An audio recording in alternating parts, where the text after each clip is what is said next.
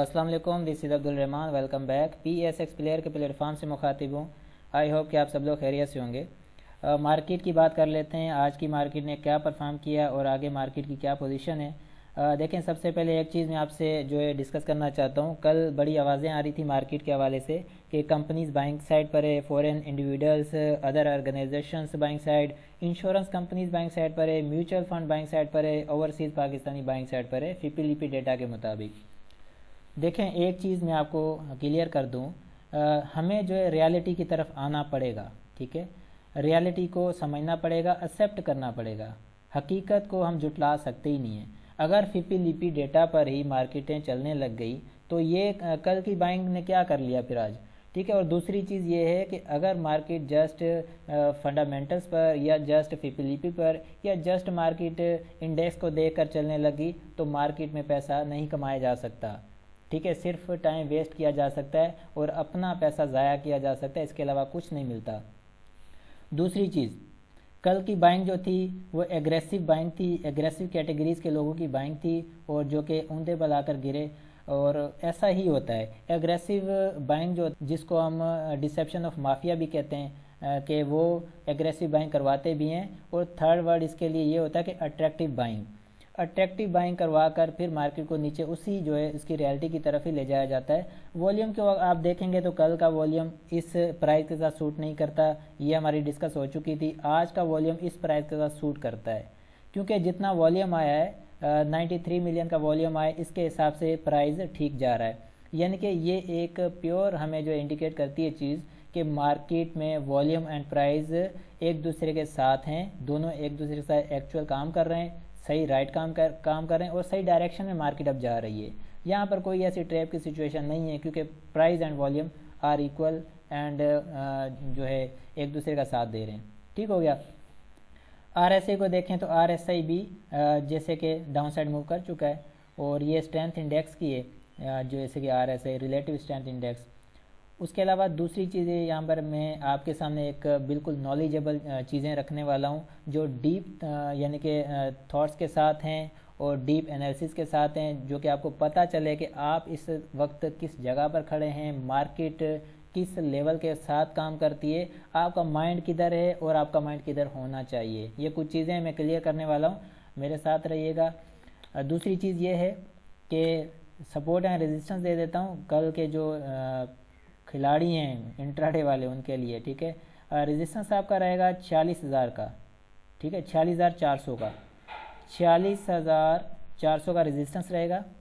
और इसकी जो सपोर्ट रहेगी वो रहेगी जनाब अली 45,000, बल्कि 45,900 की रहेगी। ठीक है, 45,900 पर आकर मार्केट जो है वो सपोर्ट ले सकती है, यानी कि वहाँ से आप एक अपॉर्चुनिटी अवेल कर सकते हैं इंट्राडे वाले। बाकी ट्रेडिंग वालों के लिए बिल्कुल कोई यहाँ पर मशवरा नहीं है और ना ही जो है इन्वेस्टमेंट वालों के लिए। 45,900 का लेवल है ये इंट्राडे वालों के लिए। ठीक है, चलें, ये क्लियर हो गया। चलते हैं उस बात की तरफ जो हमें ज़रूरी समझनी चाहिए। तो मैं आपके सामने कोई चार्ट रख रहा हूँ जिसको देखकर मैं थोड़ा सा आपको बताता हूँ। जी, हमारे सामने ये कुछ चीज़ें, रेवोल्यूशन ऑफ दिस सेंचुरी। ठीक है, इस सदी की जो रेवोल्यूशन है उसको हमें थोड़ा समझना चाहिए। अगर मार्केट में काम करना है तो इन चीज़ों को समझ कर चलना पड़ेगा। ठीक है, सबसे पहली चीज़ डेटा साइंस। आज की दुनिया में डेटा साइंस पर ही हर चीज़ डिपेंडेंट हो चुकी है। आप लोग जानते हैं कि साइंस कितनी तरक्की कर चुकी है, यहाँ तक कि स्टॉक मार्केट बहुत आगे जा चुकी है। लेकिन स्टॉक मार्केट जो पाकिस्तान के हिसाब से, पाकिस्तान के जो लोग हैं वो स्टॉक मार्केट को बिल्कुल देसी तरीके से देखते हैं, ऐसे जैसे 19वीं सदी में बैठे होते हैं। तो सॉरी फॉर दैट, हमें ये माइंडसेट चेंज करना पड़ेगा। अगर आपको मार्केट से पैसा निकालना है तो आपको सिस्टम के तहत चलना पड़ेगा, एक सिस्टम में आना पड़ेगा। ये देसी टोटके ये मार्केट के अंदर अप्लाई नहीं होते हैं।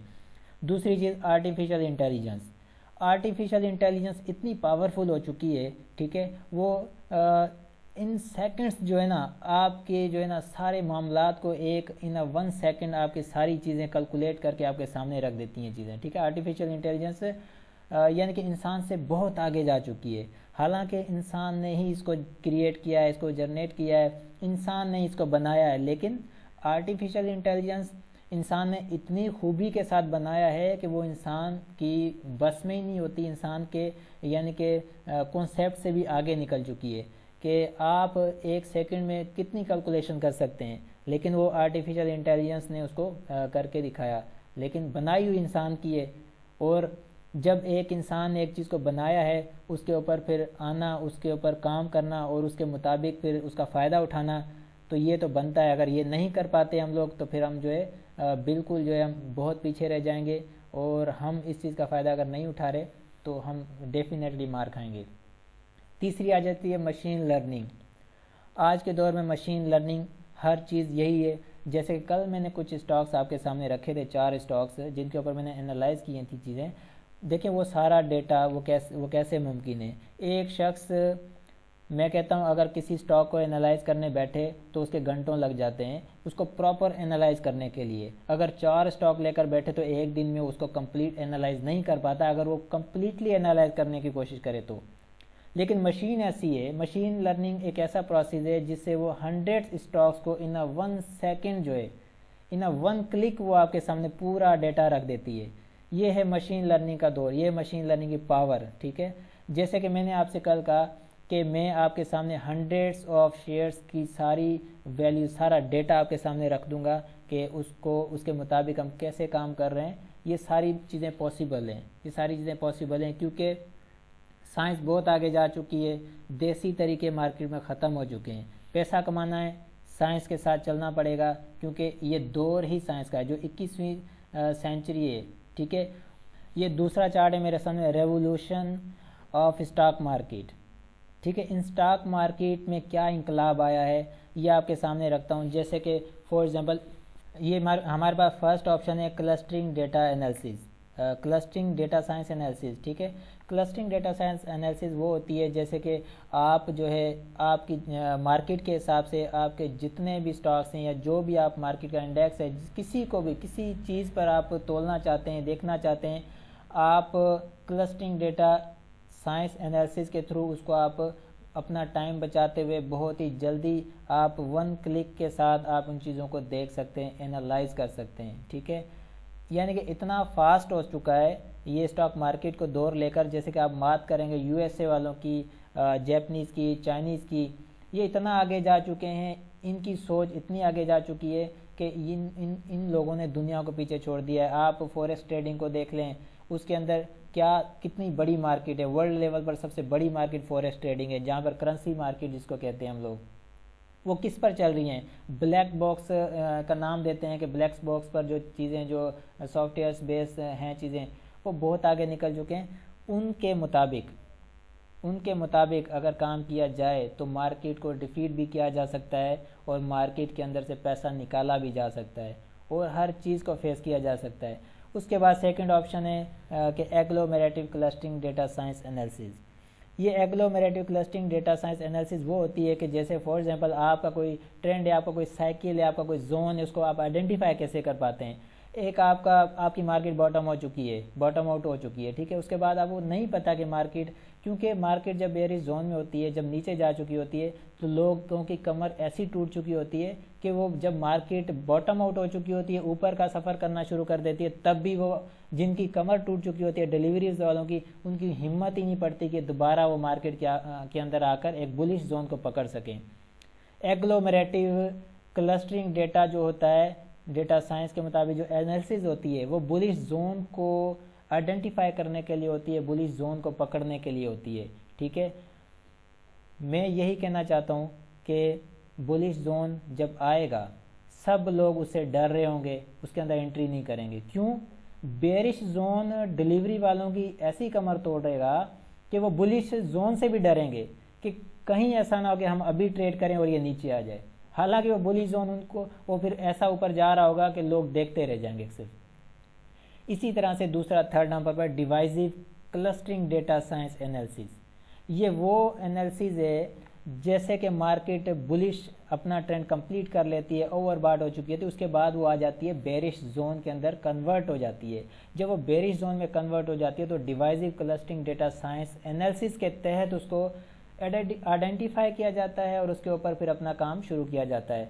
तो मार्केट में जब तक आपका एग्लोमेरेटिव सिस्टम जो है आपको क्लियर कर देता है कि ठीक है बुलिश जोन है, उसके बाद जब तक आपको ये थर्ड नंबर का जो ऑप्शन है divisive clustering data science analysis के मुताबिक जब तक आपको ये क्लियर नहीं करता कि बेयरिश जोन में मार्केट आ चुकी है, क्योंकि डिवाइसिव क्लस्टरिंग जो होती है वो टॉप टू बॉटम के लिए एनालाइज की जाती है, यानी कि मार्केट टॉप पर है तो उसके लिए उसके बाद जो बॉटम की तरफ जो जाएगी, कितना सफ़र करेगी, कितने मैथमेटिकल कैलकुलेशन बेस्ड वो चीज़ें होंगी, वो सारी आ जाती हैं डिवाइसिव क्लस्टरिंग डेटा साइंस के अंदर। ठीक है, एग्लोमेरेटिव में आ जाती हैं आप बॉटम टू टॉप कहाँ तक जा सकते हो, आपका सफ़र कहाँ तक रह सकता है, ये agglomerative clustering data science analysis के अंदर आ जाती हैं। ठीक है, आई होप कि ये चीज़ें आपको क्लियर हुई होंगी कि मार्केट किस तरह से काम कर रही है आजकल के दौर में, इस सदी के अंदर मार्केट किस जगह पर खड़ी है और हम किस जगह पर खड़े हैं।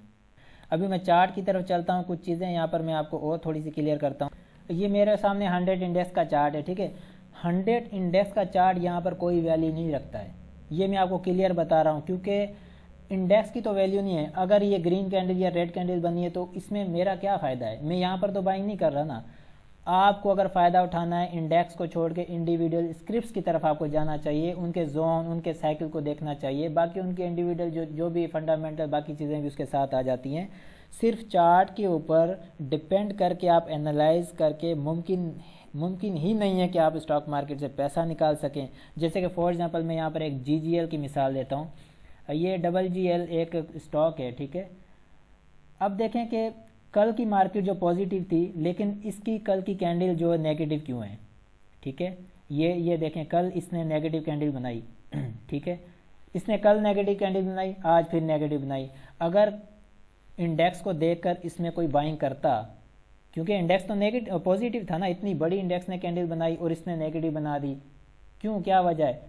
अगर इंडेक्स को देखकर बाइंग होती है ना, या इंडेक्स को देखकर ही मार्केट के अंदर काम होता है, तो सॉरी फॉर दैट, तो हर स्क्रिप्ट को फिर पॉजिटिव ही परफॉर्म करना चाहिए। तो मैं इसलिए कह रहा हूँ कि इंडेक्स को देखकर अगर आप जो है पूरी मार्केट के ऊपर एक एक्सप्लेनेशन देते हैं या काम करते हैं, तो मेरा नहीं ख्याल कि ये राइट है। आपको इंडिविजुअल स्क्रिप्ट्स की तरफ जाना पड़ता है अगर आपने पैसा कमाना है तो। ठीक है, इसी तरह से जैसे कि हम वैल्यू एडिड के साथ काम कर रहे हैं, वैल्यू एडिड ग्रुप है, उसके अंदर ये सारी फैसिलिटीज़ हैं। एग्लोमेरेटिव क्लस्टरिंग डेटा के तहत ही हम बॉटम टू टॉप जो है काम कर रहे होते हैं और उसी के अंदर जी काम होता है। ठीक है, सारे टारगेट्स फिक्स होते हैं। उसी तरह से जो है मार्केट के अंदर 5 जोन होते हैं, 3 बुलिश 2 बेरिश होते हैं। ठीक है, एग्लोमेरेटिव और उसके अंदर डिवाइसिव क्लस्टरिंग, ये 2 चीज़ें काम करती हैं। जब मार्केट बुलिश है तो वैल्यू एडिड वाले बुलिश में बाइंग साइड बैठे होते हैं, जब मार्केट बेरिश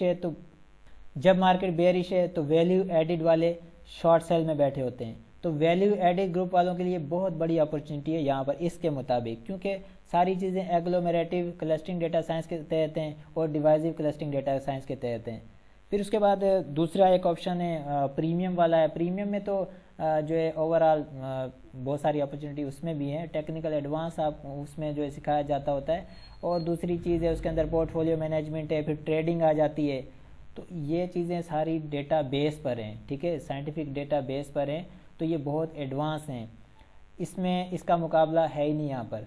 तो मैं यही कहना चाहता हूँ कि आप लोगों की सोच जो है इस मार्केट को लेकर थोड़ा सिस्टम के तहत होनी चाहिए, देसी सोच नहीं होनी चाहिए, क्योंकि मार्केट में देसी हरबे अब इस्तेमाल होना ख़त्म हो चुके हैं। हम इसीलिए मार खाते हैं क्योंकि हम बहुत दुनिया से पीछे बैठे हुए हैं। हमें दुनिया के साथ चलना पड़ेगा, दुनिया से 4 कदम आगे चलने की कोशिश करनी पड़ेगी, अदरवाइज़ हम नहीं कुछ कर पाएंगे, नहीं कमा पाएंगे। सिर्फ हम जो है डिप्रेशन का शिकार रह सकते हैं ऐसी चीज़ों को लेकर। अगर हम आगे बढ़ना चाहते हैं तो हमें जो है सिस्टम के तहत चलना होगा, सिस्टम के साथ चलना होगा, सिस्टम को लेकर चलना होगा।